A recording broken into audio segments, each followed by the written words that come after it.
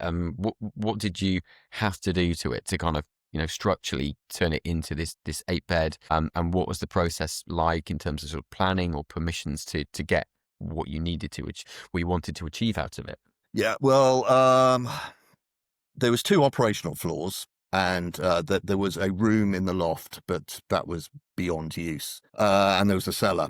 So to make it 8, would have had to do the cellar and big dormer on the back. Basically, after below ground works, gives me the heebie-jeebies. I sensed that even before I started getting quotes out. And it's just, it's the unknown. So I very quickly decided that it would scale back from an 8 to a 7. The most underlying requirement for this project was to get sui gen status. I know you can get commercial valuation on a 6-bed en suite, but I wanted to be belt and braces. I wanted to fit into the rules of the valuation perfectly. So very quickly knocked the cellar idea on the head. I mean, that probably would have been 100,000, and it would have only given me an uplift of about 60,000, 70,000. But you'd have a lot of headache, different set of skills. A different team would have been doing it. So, and I mean, I wouldn't particularly want to live in a cellar myself. No matter how well it's done, I just think it's always going to be a complicated process.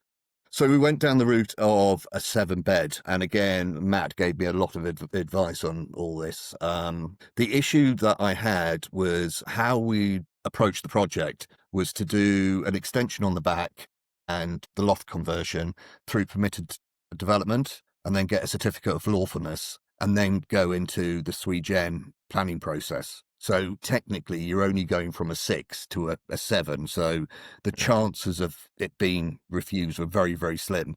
Equally, the deal just about, covered its costs as a 6. So I was comfortable with the risk factor, because, it's always trade-offs, isn't it? And working out. Absolutely.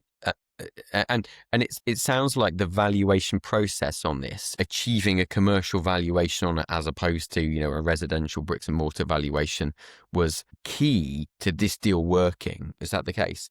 Yeah, absolutely. I mean, it always seems to be a trade-off of money now or capital appreciation. I firmly believe that commercial HMOs, you have the best of both worlds, because it's one thing you can rely on. Inflation is going to go up each year. Your rents are going to be higher, but the valuation of that asset is based on your rent. There will be a continuous uplift over the next 5-10 years, provided the property has longevity and is built well. So yeah, Okay. I was going to ask about the. So a commercial valuation, even the commercial valuation rather than the bricks and mortar, is key to the strategy, really, then, of kind of forcing the appreciation of the asset, and then, if you choose to do so, being able to kind of refinance and recycle some funds later on, I imagine. Yeah. I mean, it was so key, because essentially the commercial valuation is double the bricks and mortar, but the cost of actually doing the work is a lot. But they're high yielding assets. Where how I approached the planning process actually was sort of like my first stumbling problem. Transform your property results, one insight at a time, at ypn.plus.